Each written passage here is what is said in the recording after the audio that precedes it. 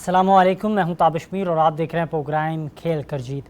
World cup करीब आते ही Pakistan cricket team के लिए चैलेंजेस बढ़ने लगे। कल तक की दुनिया की बेहतरीन पेस अटैक आज मुश्किलात के घेरे में है। नसीम शाह की इंजरी और हारिस रऊफ़ के अनफिट होने के फ़ौरन बाद ही कई सवालात सामने आने लगे हैं, जिससे एक अहम सवाल ये वाज़े हो रहा है कि पाकिस्तान क्रिकेट बोर्ड को खिलाड़ियों के साथ सख्ती करनी चाहिए थी। क्या पाकिस्तान क्रिकेट बोर्ड को चाहिए था कि वो खिलाड़ियों को मुख्तलिफ क्रिकेट लीग्स में एनओसी ना दे? ये एक अहम सवाल वाज़े हो रहा है। लेकिन इसी हवाले से मुसलसल हम देख रहे हैं कि एशिया कप से कबल और अब से चंद माह कबल एक अहम सवाल यही हमने सामने रखा उस वक्त के चीफ सेलेक्टर हारून रशीद से, और उन्होंने इस अज़म का इज़हार उस वक्त किया कि पाकिस्तान टीम के पास अब मुतादिद फास्ट बॉलर्स हैं और पाकिस्तान को ये जो मसला है फास्ट बॉलिंग बैकअप का वो नहीं होगा, क्योंकि पाकिस्तान के पास इस वक्त हर बॉलर का मुतबादिल मौजूद है। उन्होंने उस वक्त क्या कुछ कहा, मुलाहिज़ा करें। शाहीन शाह अफरीदी के मुतबादिल के तौर पर क्या मीर हमज़ा को कंसीडर किया जा रहा है? इसी के अलावा जो दीगर फास्ट बॉलर्स हैं हमारे, ख़ास तौर पर बात की जाए जो डोमेस्टिक सर्किट में परफॉर्म कर रहे हैं, शाहनवाज दानी हैं और दीगर जो बॉलर्स हैं जिनमें बात की जाए हैदराबाद से ताल्लुक़ रखने वाले मोहम्मद हसनैन हैं, क्या इन्हें भी कंसीडर किया जा सकता है मेगा इवेंट के हवाले से? देखिए, इस वक्त आपके पास 12 से 15 फास्ट बॉलर्स हैं, तो ये तो बहुत ही मतलब अच्छी चीज है कि मुस्बत चीज है कि पाकिस्तान के पास फास्ट बॉलिंग में आप एहसानुल्लाह को ले लें, आप ये जमान खान को ले लें, आप हर जिसका आपने भी उसका वसीम जूनियर का जिक्र किया, आपने मीर हमजा का जिक्र किया, आपने शाहनवाज दानी है, आमिर जमाल है, तो आपके पास तो अच्छा खासा लॉट मौजूद है। तो इसलिए जहां जिसकी जरूरत पड़ेगी उसको हम इंशाल्लाह जरूर कॉल करेंगे। तो इससे ये तमाम के तमाम प्लेयर्स जो हैं उनको चाहिए कि अपने आप को फिट रखें। पाकिस्तान के पेस अटैक को जहां बेहतरीन करार दिया जा रहा था, तो दूसरी जानिब एशिया कप से कबल हमारे प्रोग्राम में साबिक टेस्ट क्रिकेटर और साबिक ऑलराउंडर यासिर अरफात ने इस खतरे की तरफ इशारा करते हुए कहा था कि बोर्ड को चाहिए कि खिलाड़ियों पर सख्ती करे और उन्हें ज़्यादा से ज़्यादा क्रिकेट लीग्स खेलने की इजाज़त नहीं दे। तो मैं समझता हूँ कि पाकिस्तान के पास ऑलरेडी इतनी ऑप्शंस अब मौजूद हैं कि जो पेस भी लड़कों की है, यंग भी हैं, और वो बस बशर्ते ये कि उन लड़कों पे काम किया जाए, उनको प्रॉपर उनकी ग्रूमिंग की जाए, उनको डोमेस्टिक खिलाया जाए, उनको A टूर्स कराए जाए, उनको प्रॉपर कोचेज के हवाले किया जाए, उनका जो है प्लानिंग की जाए, और फिर जो जिस तरह लीग्स की मैंने पहले भी बात की, उनसे जो हमारे जो स्पेशली आपने फास्ट बॉलर्स की बात की, बड़ा ही लुक केयरफुली उन लड़कों को हमें हैंडल करना पड़ेगा। हर लीग की उनको इजाज़त नहीं देनी पड़ेगी। फिर दूसरी जानिब हमारे ही प्रोग्राम में साबिक फास्ट बॉलर शबीर अहमद खान ने भी इस अज़म का इजहार किया कि आया जो खिलाड़ी लीग क्रिकेट खेलते हैं तो क्रिकेट खेलना बेहतर है और वो क्रिकेट की इस एक्टिविटीज़ को जारी रखें, लेकिन बोर्ड को खिलाड़ियों की फ़िटनेस के हवाले से ख़ास तवज्जो देनी होगी। तो अपने बॉलर्स को इस वक्त जो लीग्स चल रही हैं उसमें नहीं खिलाना चाहिए, एनओसी नहीं देनी चाहिए, क्योंकि वर्ल्ड कप, एशिया कप, बड़े इवेंट्स के हवाले से आपको उन्हें आराम देना चाहिए ताकि वो फिज़िकली फ़िट हों तो वहाँ डिलीवर कर सकेंगे। क्या कहेंगे, बोर्ड को इस हवाले से संजीदा होना चाहिए था? देखिए, क्रिकेट मेन होता है आप ग्राउंड में कितनी देर रहते हैं। हाँ, अलबत्ता उनकी फिटनेस का ध्यान रखें, खेलने देने से कोई फर्क नहीं पड़ता। आप लीग्स खेल रहे हैं, आप कोई टूर नहीं है तो आप घर तो नहीं बैठ रहा, तो बेहतर है वो लीग्स खेल रहे हैं, लेकिन उनकी फिटनेस के साथ खास। लेकिन फिर पाकिस्तान ने श्रीलंका के खिलाफ सुपर 4 मुकाबला कोलंबो में खेला, जहां पाकिस्तान को श्रीलंका के हाथों शिकस्त का सामना करना पड़ा। बाद में बाबर आजम ने भी पोस्ट प्रेस कॉन्फ्रेंस करते हुए कहा कि बॉलर्स की परफॉर्मेंस तसल्ली बख्श नहीं थी, जिसकी वजह से शिकस्त का सामना करना पड़ा। I think total is good. It's not bad in that pitch. I think we have not up to the mark in the bowling, in starting and finish, even in the middle. If we are not taking wicket in the middle, so that partnership cost us, I think. And again, we have come back in the last 5 overs, but unfortunately. एक जानिब कौमी cricket team के कप्तान अपनी गलती को मान रहे हैं, ये भी मान रहे हैं कि आया गेंदबाजों ने अपना किरदार उस तरीके से अदा नहीं किया जिस हवाले से उन्हें जाना जा रहा था, माना जा रहा था। दूसरी जानिब मुसलसल हमारे प्रोग्राम में यासिर अरफात हों या फिर शब्बीर अहमद हो, वो इन गलतियों की निशानदेही कर चुके थे कि पाकिस्तान क्रिकेट बोर्ड को संजीदा होना पड़ेगा और खिलाड़ियों पर तवज्जो देनी होगी, खिलाड़ियों की जो फटीक के मसाइल हैं उनको लेकर काम करना होगा। मुसलसल शब्बीर अहमद भी इस अज़म का इजहार कर चुके हमारे प्रोग्राम में कि आया बोर्ड को अपना वाज़ेह किरदार अदा करना होगा। लेकिन दूसरी जानिब अगर बात की जाए तो हमने ये सवाल उस वक्त के चीफ सेलेक्टर हारून रशीद से भी रखा था और उन्होंने भी इस अज़म का इजहार किया था कि पाकिस्तान टीम जिस अंदाज से परफॉर्मेंस का मुजाहरा कर रही है, हमारे पास कई गेंदबाज मौजूद हैं जो अपना किरदार अदा कर सकते हैं। मुतादिद गेंदबाज जो हैं वो इस वक्त पाइपलाइन का हिस्सा हैं। इसी हवाले से बज़रिया ऑडियो कॉल में ज्वाइन किया है पाकिस्तान की क्रिकेट का एक बड़ा नाम, साबिक फास्ट बॉलर, रिवर्स स्विंग के बानी सरफराज नवाज़ साहब ने। जनाब बहुत शुक्रिया कीमती वक्त देने के लिए। मुसलसल एक ही सवाल सामने आ रहा था कि पाकिस्तान के गेंदबाज जो हैं उनकी ज़िम्मेदारी है और उन्हें अपनी ज़िम्मेदारी अदा करनी होगी, लेकिन मुतादिद खिलाड़ी मेगा इवेंट से पहले हमें मुख्तलिफ़ लीग्स में मसरूफ़ दिखाई दिए, जिसकी वजह से आज उन्हें इंजरी का भी खतरा है। तो क्या समझते हैं सर, इसमें बोर्ड का किरदार उन्हें अदा करना चाहिए था या फिर खिलाड़ियों ने अपना वर्कलोड मज़ीद बढ़ा दिया?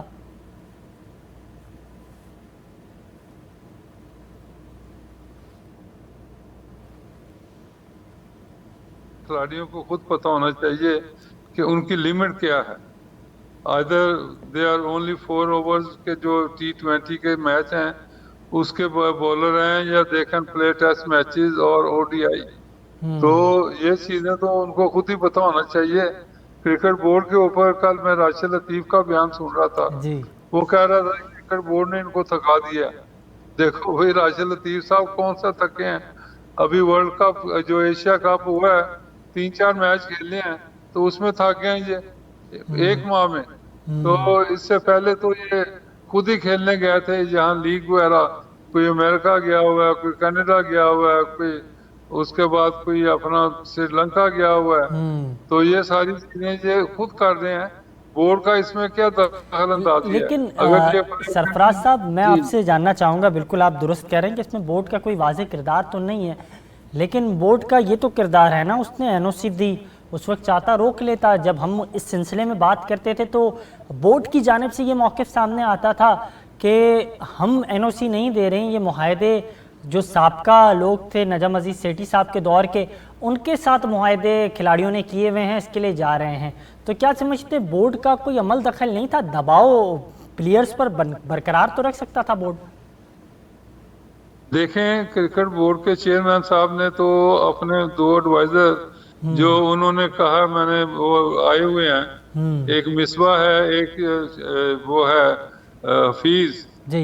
तो इनका काम था कि ये चेयरमैन साहब को गाइड करते कि इनको आप जाने ना दें। वो तो खुद जब एशिया कप शुरू हो भी गया है तो देवर इन अमेरिका अपना पैसा कमा रहे थे, तो देवर पार्ट टाइमर, जो उन्होंने कहा कि हम सैलरी नहीं लेंगे, काम करेंगे। तो सैलरी ना लेने का तो सबसे बड़ा नुकसान यही है कि आप सैलरी भी ना लें और नुकसान पहुँचाएं और अपना बोर्ड का नाम इस्तेमाल करके मुख्तलिफ मुल्कों में जाके कॉन्ट्रैक्ट कर रहे हैं।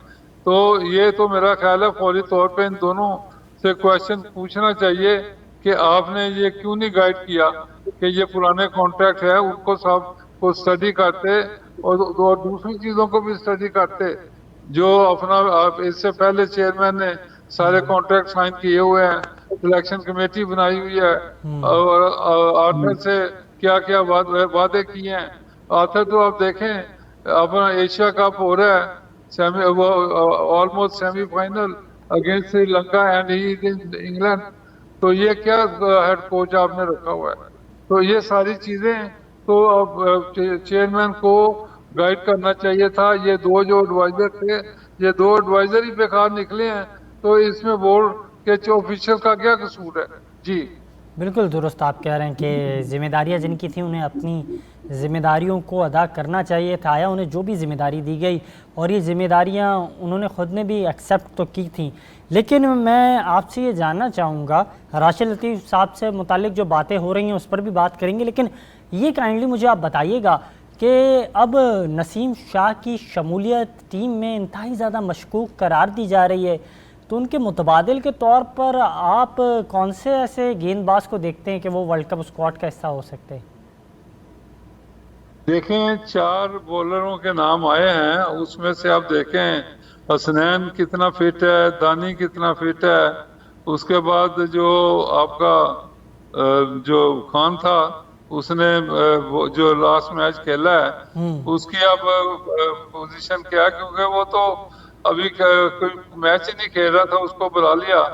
तो उसके बाद फिर ये फिर और 1-2 बॉलर हैं, इनका अब देखना पड़ेगा, मुआवजा करना पड़ेगा। उसके बाद फिर अबरार है, उसकी भी अब डिबेट शुरू हो गई है कि उसको रखना चाहिए उसामा अमीर की जगह।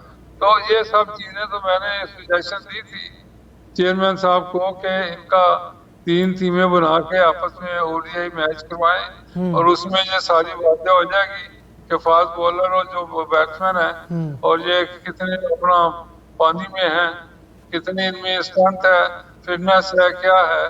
तो इसके बाद फिर 4-5 लोग सिलेक्शन में है, कुछ 3-3 2-2 मैच इनके करा के तो पता चल जाएगा। उसके बाद एंड ऑफ द वीक अपनी टीम अनाउंस कर दें। जी अच्छा सर, तो क्या समझते हैं जो आपने मशवरा दिया चौधरी मोहम्मद ज़का अशरफ साहब को, तो इसके हवाले से उनकी जानिब से कोई बात सामने आई? देखिए, मैंने तो as a well wisher of Pakistan cricket board और मुल्क के लिए मेरी जिम्मेदारी है कि जो कोई अच्छी मैं चीज सोचता हूँ मैं बोर्ड के नोटिस में ले आऊँ। बाकी उनका काम है क्या करना है क्या नहीं करना, उनके पास तो देखो कैप्टन है, उसके बाद फिर ऑफिशियल दूसरे भी हैं, मीटिंग करेंगे और पता चल जाएगा कि क्या करना है। मैंने तो ये भी कहा है कि ये जो आपने एडवाइजर रखे हैं इसकी जगह एक आप कमेटी बना दें, उसमें ये थिंक टैंक हो जिसमें इंतखाब आलम को हेड बना दें, क्योंकि वो हर एक को एक्सेप्टेबल है और सीनियर मोस्ट भी है इनका। जो इकबाल कासिम ने कहा था कि मैं जूनियर के नीचे नहीं आना, इस तरह की चीजें भी खत्म हो जाएंगी और एक पीसफुली सिस्टम चलेगा। और इंतखाब आलम को तजर्बा भी है इन सब चीजों का, तो उम्र की बात नहीं है इसमें, तो एक अपना थिंक टैंक का हेड करना है। जी बिल्कुल, आप दुरुस्त कह रहे हैं। इंतखाब आलम साहब हमारे ही प्रोग्राम में मौजूद थे, उनसे हमने भी जब सवाल किया था तो उन्होंने कहा था कि उनसे कोई राब्ता नहीं किया है चेयरमैन पीसीबी चौधरी मोहम्मद ज़का अशरफ साहब ने, लेकिन आया उन्होंने इस अज़म का इज़हार किया था कि वो भी विलिंग है पाकिस्तान क्रिकेट बोर्ड की खिदमत को जारी रखने के लिए, आया जो उन्होंने माजी में की थी। लेकिन इस हवाले से मैं आपकी हिदायत चाहूँगा, आपकी रहनुमाई चाहूँगा। राशिद लतीफ़ साहब की जानिब से गुज़िश्ता रोज़ तवील बातचीत की उन्होंने और मुखातिब हुए, मुख्तलिफ़ मौज़ूआत पर उन्होंने गुफ्तगू की। क्या समझते हैं उन्होंने एशिया कप के हवाले से जो बात की, उन्होंने खिलाड़ियों के हवाले से जो बात की, सेंट्रल कॉन्ट्रैक्ट के हवाले से जो बात की, कैसे आप इन चीज़ों को देखते हैं? देखें, वो शकील शेख का राइट हैंड मैन है और ये जो आपका जो पहले चेयरमैन था नजम अजीज सेठी, क्या नाम है उसका? नजम अजीज सेठी। हाँ, सेठी साहब का भी वो चमचा है, तो आप उसकी क्या बात करते हैं। पिछले दिनों वो गया चेयरमैन साहब को मिलने और मिल के आके उसने कुछ और ही बयान दे दिया। भाई तुम मिलने गए हो तो आके कहते हो कि मैं अवेलेबल नहीं हूँ, तो लेने ही क्या गया है वो। ये एक जासूस सा आदमी है, इसने मुझे भी 1-2 दफा फोन करके चीजों का इंफॉर्मेशन लेने की कोशिश की थी कुछ साल पहले रिगार्डिंग माई एकेडमी। और ये शकील शेख का अपना आगे उसने इसको सूझ रखा हुआ है कि चीजों को दरियाफ्त करो और उसको फिर मुझे आगे बताओ। तो ये तो एक इस तरह का आदमी है। तो एक वहाँ इस्लामाबाद में क्लिक बना हुआ है, तो क्रिकेट बोर्ड को ये इस तरह की बातें ये कर रहा है, इसको शर्म आनी चाहिए और ये जस्टिफाई करे ना कि कहाँ क्रिकेट बोर्ड ने प्लेयरों को ओवर एक्सरसाइज कराया है, ओवर मैचेस कराए हैं। ये कोई जवाब तो दे। ये कहे कि वो थक गए हैं, उसको थका दिया है, वो भी थकाने वाला है कौन है? वो खुद ही प्लेयर अगर पैसा कमाने की खातिर मुल्क की परवाह ना करें तो बोर्ड क्या करेगा? आप ये मुझे बताएं कि आमर जो है उसने कहा मैं मुल्क के लिए नहीं खेलना, मैं पैसा कमाना है, T20 के लिए उन्हें जाना है, मैं उसके अलावा अवेलेबल ही नहीं। तो अब आप क्या कर सकते हैं, किसी की रोजी को आप बंद तो नहीं कर सकते। जी बिल्कुल। अच्छा, मोहम्मद आमिर के हवाले से शायकीन क्रिकेट मुतालबा कर रहे हैं, उनकी ख्वाहिश है कि मोहम्मद आमिर वापसी हो उनकी टीम में। क्या समझते हैं, मोहम्मद आमिर की वापसी होगी या नहीं होगी? यकीनी तौर पर आपका क्या इस पर मौक़िफ़ है? देखें, उसकी फिटनेस की बहुत बड़ी प्रॉब्लम है, और आपने देखा पिछले वर्ल्ड कप में भी वो कुछ ओवर करने के बाद फिर अनफिट हो गया। इस तरह कई दफा उसकी ये अनफिट मशकूक रही है। He is only for 4 overs. ये 10 ओवर और 3 घंटे, 3.5 4 घंटे फील्डिंग भी तो करनी पड़ती है ना, रनिंग, वो भी रनिंग होती है। तो उसके लिए ये फिजिकल फिटनेस बड़ी टॉप की चाहिए। अब हमारे लिए देखें, हारिस रऊफ जो फास्ट बॉलर है, ये 4 ओवर का बॉलर है। जब भी आपने देखा है बड़े मैच आते हैं, टेस्ट मैच, ये वो, तो ये अनफिट हो जाता है बीच में, middle of the match. Last मैचों में भी ये अनफिट रहा है। तो ये एक चीज तो इनको फिजिकल कंडीशन, इनकी जो डोमेस्टिक क्रिकेट है उसमें इनको रेगुलर खेलना पड़ेगा। अगर ये एक सर्टन चीज रखें कि इतने ये मैच नहीं खेलते एक सीजन में फर्स्ट क्लास के और ODI के, तो इनको कंसिडर ही ना किया जाए। जब ये जाके इंसान बनेंगे और मेहनत करेंगे और अपनी खुद एक्सरसाइज के जरिए ये अपने आप को फिट रखेंगे, जब इनके ऊपर प्रेशर पड़ेगा। और दूसरा, इनके ऊपर ये बैन लगा दें कि अगर ये पाकिस्तान में नहीं खेलते तो अब्रॉड इनको किसी जगह पे भी कॉन्ट्रैक्ट करने की इजाजत नहीं होनी चाहिए। जब ये जाके सही पाकिस्तान के लिए ट्रू पाकिस्तानी बनेंगे। जी बिल्कुल वजह फरमा रहे हैं, आपके दुरुस्त मशवरे हैं, और बोर्ड भी आया इन हवालों से सोच रहा होगा। मैं आपसे ये जानना चाहूँगा, क्योंकि आपने बात की मोहम्मद हारिस के हवाले से, इससे पहले हमने प्रोग्राम के आगाज़ में ज़िक्र किया चंद खिलाड़ियों का, शाहनवाज दानी का, ज़मान खान का, मोहम्मद हसनैन का। ये तमाम जो गेंदबाज सर हमें PSL की बदौलत ही टीम का हिस्सा बने। तो क्या समझते हैं, PSL जो 4 ओवर पर मुश्तमिल इवेंट होता है पाकिस्तान का, अब उसकी बुनियाद पर ही हम मेगा इवेंट वर्ल्ड कप के लिए जाएंगे और खिलाड़ियों को पिक एंड चूज उसी बुनियाद पर करेंगे? ये तो सरासर नाइंसाफ़ी नहीं होगी? बिल्कुल ठीक है, आपने वजह फरमाया। देखें जी, T20 में तो आपने 2 ओवर पहले करने हैं, 2 बाद में, और 1.5 घंटे में फील्डिंग से भी फारिग होके तो आप बाहर बैठे हुए हैं। छोटी मोटी इंजरी तो फिर आप कैरी कर लेते हैं। ये जो खिलाड़ियों को खुद ईमानदारी करनी चाहिए कि ये कितने फिट है, कितने नहीं है। छोटी सी इंजरी ये अगर कैरी करेंगे, 2 ओवर तो आदमी गुजारा कर जाता है। तो उसके बाद जो आप 4 घंटे फील्ड पे खड़ा होना है, उसके बाद फिर 10 ओवर करने हैं, और 10 ओवर भी 2 या 3 सेशन में करने हैं। एक सेशन आप निकाल लेते हैं छोटी सी इंजरी से, जब दोबारा आप आते हैं तो उससे फिर आपको पता चलता है कि आपकी इंजरी कितनी है, और उसके ऊपर आप कोलैप्स करते हैं। फिर तीसरा स्पेल है, तीसरा स्पेल में फिर आपने देखा जो आपका शाहिन अफरीदी था, वो जैसे पिछले वर्ल्ड कप में अनफिट हो गया, पाकिस्तान ऑलमोस्ट मैच जीतने के करीब था जब वो अनफिट हुआ है। तो ये सारी चीजें देखें आपको काउंटर करनी चाहिए।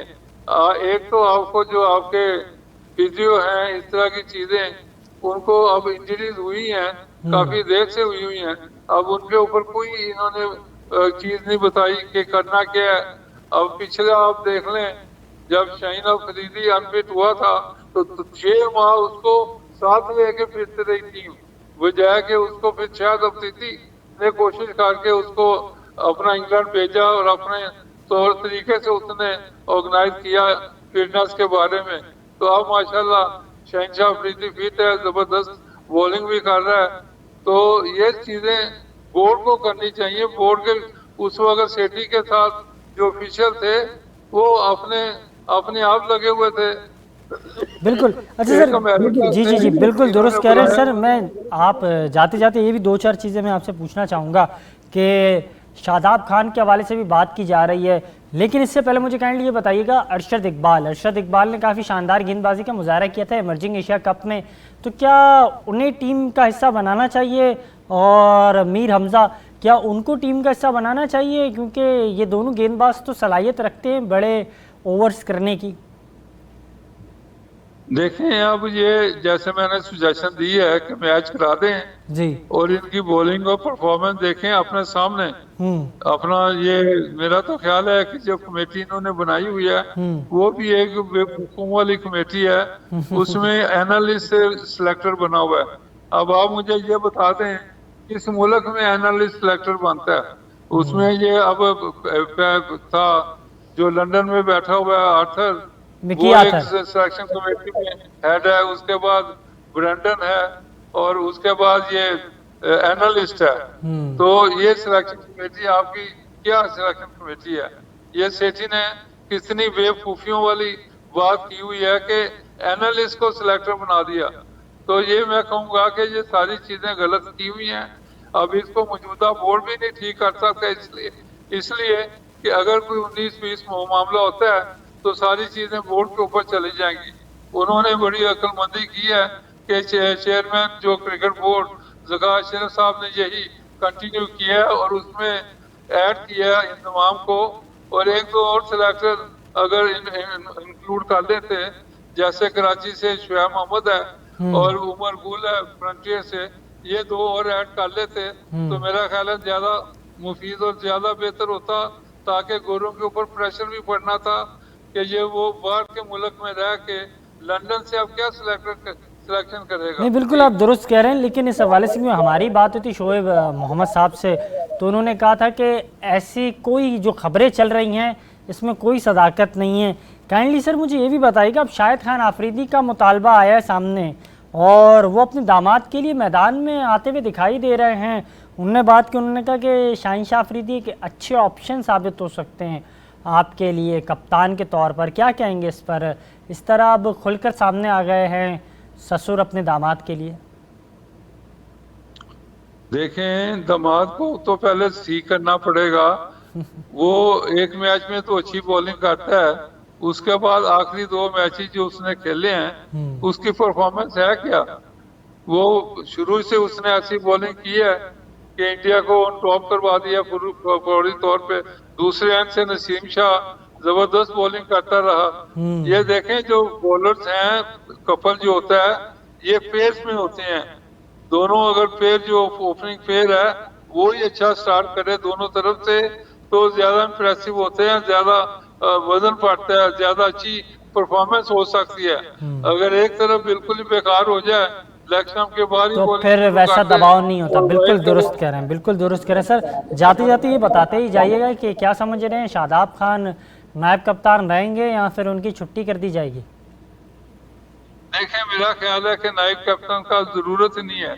आप सिर्फ कैप्टन बनाएं, टीम अनाउंस करें और ऑन द डे अगर कोई ऐसे कैप्टन से अनफॉर्चुनेट चीज हो जाती है तो सीनियर मोस्ट टेक ओवर, और उस वक्त ये वाजह होता है कि सीनियर जो है ही विल टेक ओवर। इसका पहले भी कई दफा हुआ है कि वाइस कैप्टन कोई नहीं बनाया गया और सीनियर टेक ओवर कर लेता है। तो ये कर दें ताकि वाइस कैप्टन का मामला जो इशू बना हुआ है, ये जो शादाब की पोर परफॉर्मेंस हुई है लास्ट एशिया कप में, अगर इसको ड्रॉप करना भी पड़े तो वाइस कैप्टन का नाम ना आए। जी बिल्कुल, बहुत शुक्रिया सर कीमती वक्त देने के लिए। हमारे साथ मौजूद थे यूके से बराह रास्त ऑडियो कॉल के ज़रिए पाकिस्तान की क्रिकेट का एक बड़ा नाम, साबिक फास्ट बॉलर, साबिक टेस्ट क्रिकेटर सरफराज नवाज साहब, और वो इस हवाले से गुफ्तगू कर रहे थे।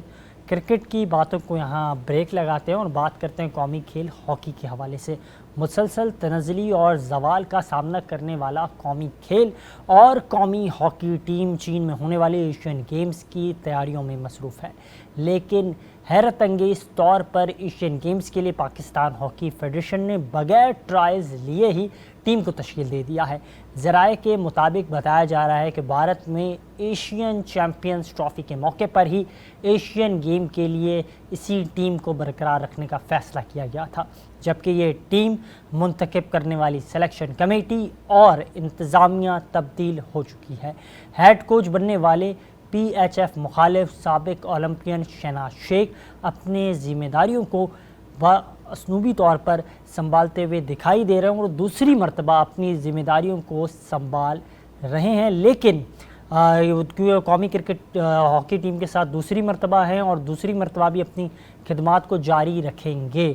लेकिन इसके अलावा बात की जाए तो एशियंस चैम्पियंस ट्रॉफ़ी में वो भारत से वीज़ा ना मिलने की वजह से भारत नहीं गए थे और अब एक बार फिर चीन भी उनका जाना जो है वो मुश्किल होता जा रहा है और वहाँ भी वीज़ा उन्हें नहीं मिल रहा है। सेलेक्टर से कोच बनने वाले शकील अब्बासी को भी वीज़ा नहीं लग सका है। इम्कान है कि manager Saeed Khan Asian Games में बतौर हेड कोच अपनी खिदमात सरअंजाम देंगे, जबकि फ़िज़ियो राना निसारुल्लाह भी टीम के साथ नहीं होंगे।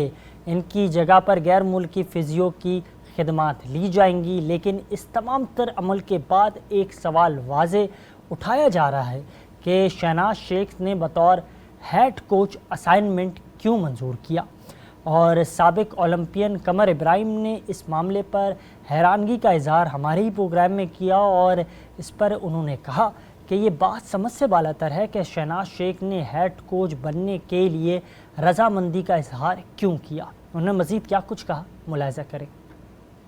आप आए फिर मुसलसल ये भी मामला सामने आने लगे कि रेहान भट्ट और शहनाज साहब की केमिस्ट्री बनती नहीं है, ये दोनों एक पेज पर कैसे काम करेंगे। एक्चुअली सबसे इम्पोर्टेंट चीज ये कि आई डोंट नो, मैं नहीं जानता। हमारे बड़े हैं, हमारे सीनियर है बहुत शहनाज भाई। शहनाज भाई ने ये असाइनमेंट ले कैसे लिया और ये पोजीशन पे काम करने के लिए वो राजी कैसे हो गया, ये बिल्कुल समझ से बालातर बात है। और जो इल्जामात उनके ऊपर लगे, जो के पाकिस्तान हॉकी फेडरेशन से हमारे पुराने प्लेयर ने, उन्होंने भी इनके ऊपर इल्जामात लगाए, उसके बाद भी अगर ये इनके साथ तरह से काम करने जाए तो मुझे ये नहीं मालूम, मैं नहीं समझ सकता कौन सी ऐसी मजबूरी है इनकी जिसकी वजह से वो ये राजी हो गया।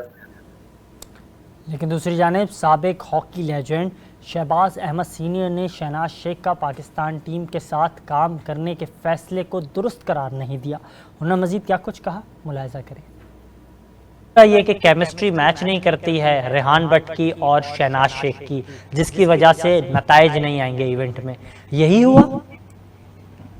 देखिए बात यह है, शहनाज शेख साहब की अपनी सोच है, बड़े अच्छे आदमी, मुझे अच्छे भी लगते हैं, मेरे साथ PIA में भी रहे हैं, लेकिन उनका ये बिल्कुल भी अच्छा फैसला नहीं था इस वक्त टीम के साथ लगना। मुझे नहीं पता उनकी क्या मजबूरियां थी, क्या ख्वाहिशात थी, वो भी आपको पता है। उनकी भी एज फैक्टर ये है कि वो फिजिकली प्रैक्टिकली टीम के साथ इतना डिवोटेडली डेडिकेशनली काम नहीं कर सकते थे। टीम मैनेजर के तौर पर होते तो समझ में भी आता।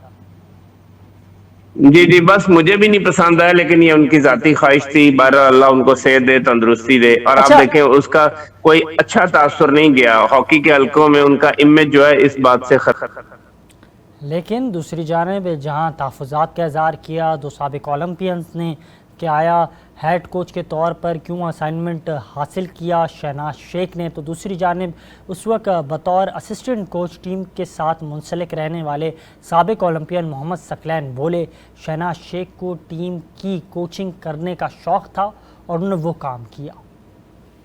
लेकिन एक अहम सवाल ये सामने आता है, मुसलसल एक ये तासुर सामने आ रहा था कि रेहान भट्ट साहब और शहनाज शेख साहब की केमिस्ट्री नहीं बनती है, ये एक साथ काम नहीं कर सकते हैं। क्या समझते हैं आप लोगों ने साथ काम किया, ऐसा कुछ था या यहाँ तक कि जो तासुर था ये सिर्फ अफवाहों की हद तक ही हम इसे समझे?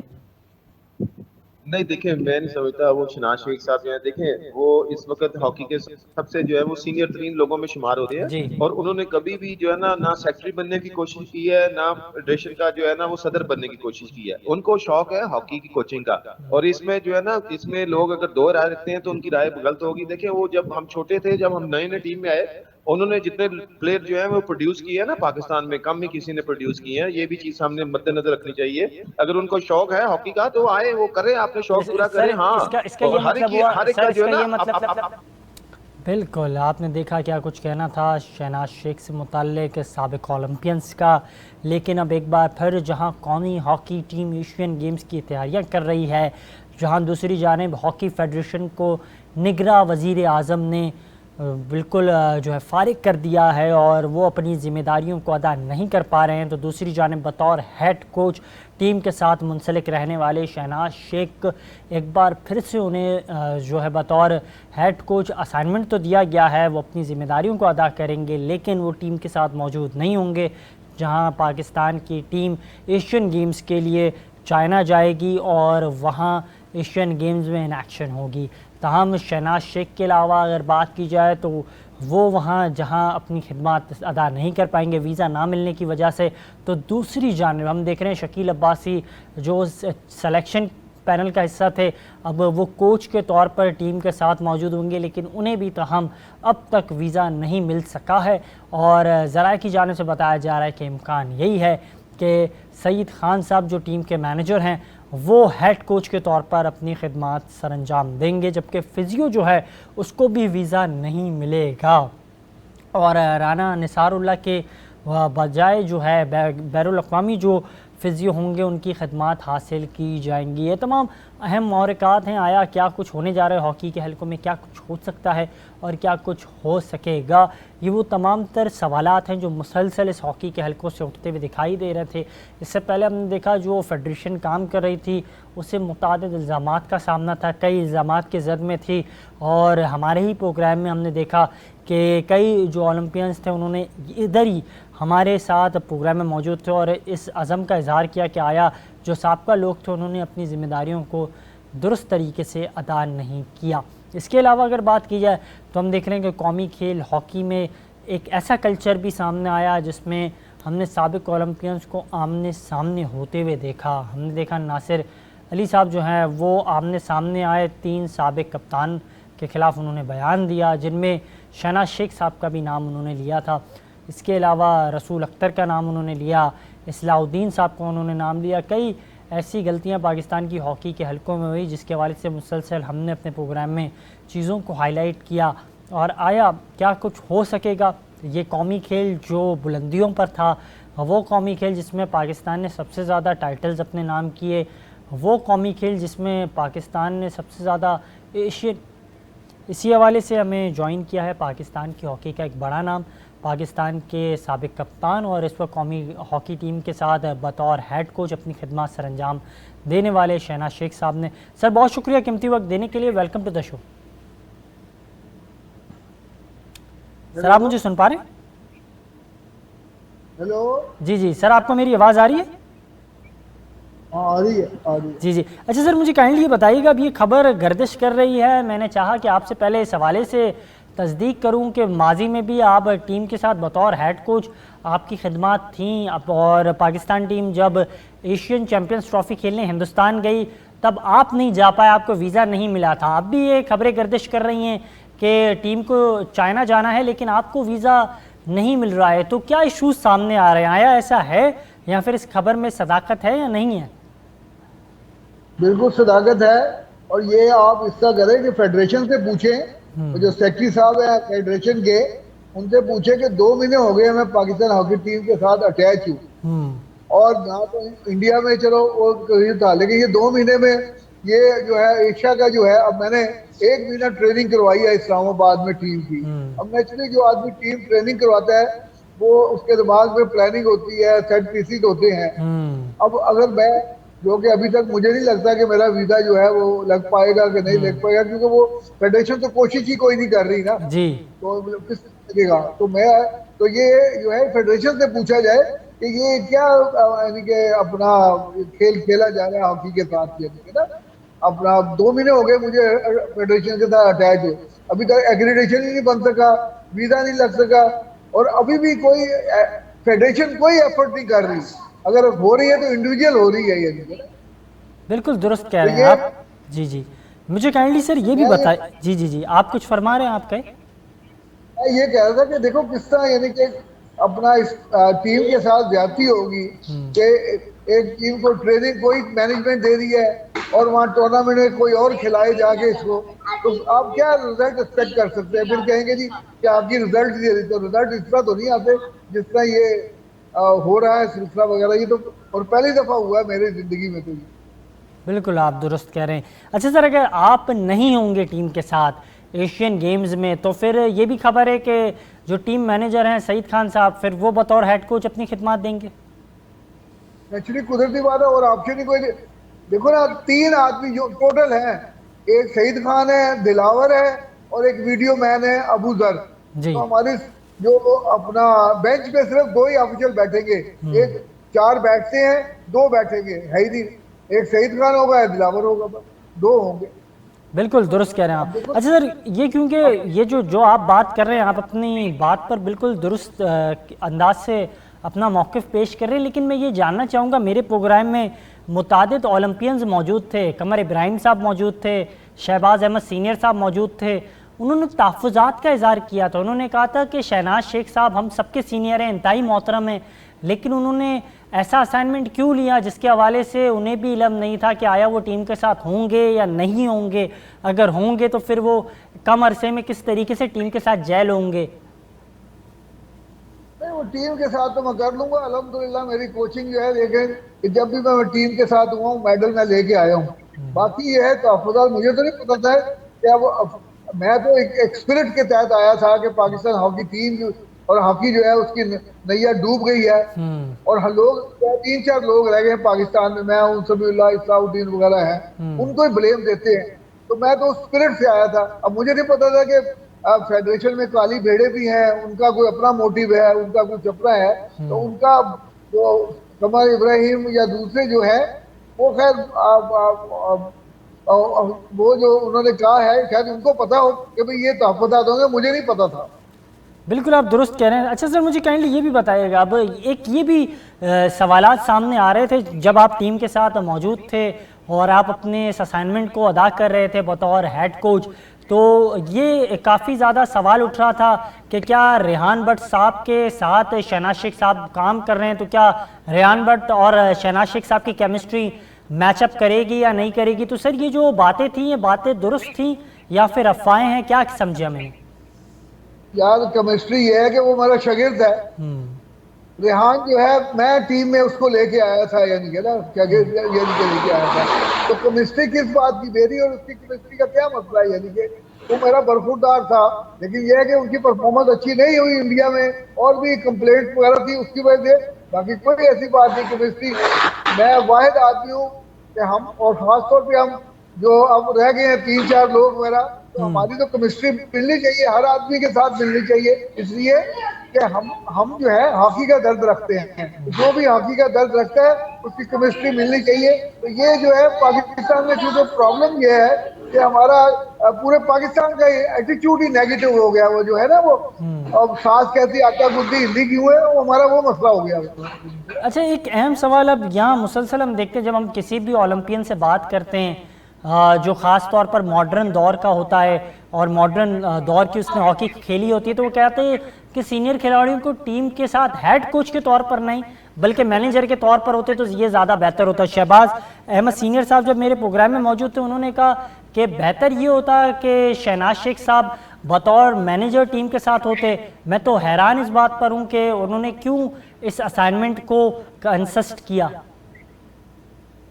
लेकिन सबसे बड़ी बात यह है कि अगर आप, यानी कि मैं उनकी स्पिरिट को समझता हूँ, आपने 8 साल तक फॉरेन कोच को भी आजमा लिया और डोमेस्टिक कोच को भी आजमा लिया और आपने रिजल्ट देख लिया, और जब मैंने हॉकी छोड़ी थी उसमें मैं चैंपियन ट्रॉफी जो है फाइनल खेला था, 2014 का एशियन गेम खेला था। तो ये मकसद ये मॉडर्न हॉकी का मसला नहीं है, मसला है कि आप जो है हॉकी के साथ कितना इन टच कितना है, आपने अपने अपडेट कितना किया है। एक डॉक्टर जो है जिससे अगर 40 साल पहले उसने MBBS किया और अगर वो लेटेस्ट टेक्नोलॉजी को जो है उसके साथ मुझसे क्या है, तो उससे बड़ा तो अच्छा डॉक्टर ही कोई नहीं है मेरे हिसाब से, तो यानी कि ना। और दूसरी चीज है कि मैंने टीम अभी जो ली थी और जो Asia cup Asian champion trophy में जो टीम खेली है, आप यकीन करना कि मुझे समझ नहीं आई है टोटल हॉकी जो है, ये टोटल हॉकी कौन सी होती है। हॉकी तो वो है जो कॉम्पैक्ट हॉकी है और अपने बच्चों की कैपेबिलिटी के मुताबिक जो है आपने जो है डिजाइन करना ट्रेनिंग।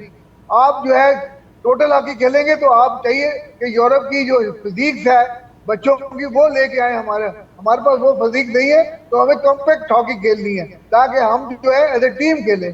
तो ये कहना ये वो मैनेजर होते हैं, ये तो कोचिंग मेरा पैशन है ना, मैं सेक्रेटरी के लिए यानी कि उम्मीदवार हूँ, ना मैं प्रेसिडेंट के लिए हूँ।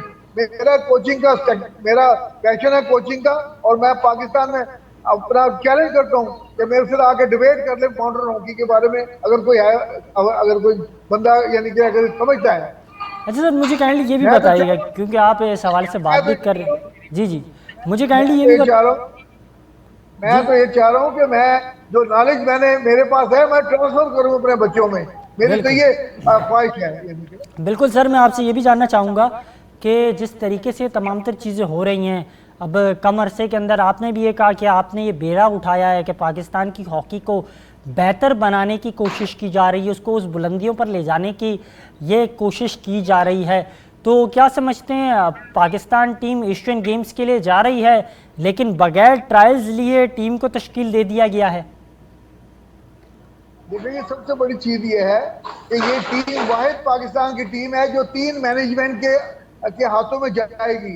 एक मैनेजमेंट वो है जिसने के टीम को सिलेक्ट किया था, और वो थी एशियन चैंपियन ट्रॉफी जो इंडिया में हुआ है, उसमें इन्होंने सिलेक्ट कर लिया था एशियन गेम तक के लिए। हमें बाद में पता लगा है कि जी ये जो है आपने सिर्फ ट्रेनिंग करवानी है, सिलेक्शन तो ऑलरेडी हो चुकी हुई है। अब देखिए मेरा वीजा नहीं लगा। अब तीसरी चीज ये होगी कि सईद खान जो है वो टीम को जो है खिलाएंगे, तो ये कितना रिजल्ट मिलेगा, मुझे तो ये समझ नहीं आ रही है। तो सर, इसके हवाले से आप एहतजाज करेंगे या फिर अपना मुद्दा कहीं पेश करेंगे और बाद इख्तियार से सवाल से पूछेंगे? मैं एहतजाज जो करने के काबिल नहीं हूँ। मुझे तो एक जिम्मेदारी मैंने ली थी, मैंने 4 हफ्ते का कैंप लगाया, उसमें अल्हम्दुलिल्लाह इनको फिजिकल ट्रेनिंग भी कराई, इनको वीडियो सेशन भी कराया, और इनको मॉडर्न टेक्नोलॉजी भी दी। फिर जो प्लेंट्री कॉर्नर और दूसरे जो थे मैंने देखे थे जो इनमें गलतियां हैं उसको मैंने दुरुस्त किया, और मैंने अल्हम्दुलिल्लाह मेरे हिसाब से मैंने एक बाइंडिंग फोर्स जो है बना दी है। अगर इसको सही तरह खिलाया गया तो ये फाइट करेगी टीम।